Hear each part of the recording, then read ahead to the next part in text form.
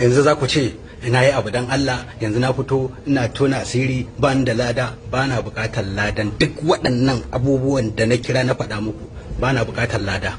Ubangiji Allah ya bani ladan abubuwan da nake yi a bayan idanunku. Allah ya bani ladan ciyar da al'umma da nake daidai wa iyawata.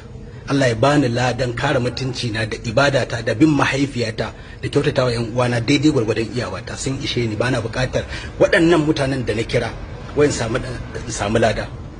Shekara 10 wani abu na taɓa fitowa na irin wannan maganar ne. Ƙarshen rufin asiri kenan, shekara 10 ban taɓa fitowa ba. Sai an yi magana a ce kaza da yanzu rire kenan. Duk abin da na yafi waɗanda za su baka kyautan mota su mika maka makulli a ɗauke ka a media a posting wani ya ba wani mota.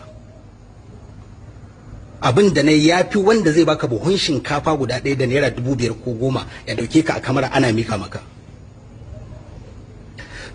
Duk abin da yake faruwa a rayuwata laifin yan kannywood ne, saboda ba su min adalci ba. Ladabi da biyayya, kyautatawa, kare mutunci na ba su taya ni ba. Ba ni da mutunci. Wanda ya tashi zai faɗi abin da ya ga dama a kaina. Yan kallo ku yi haƙuri.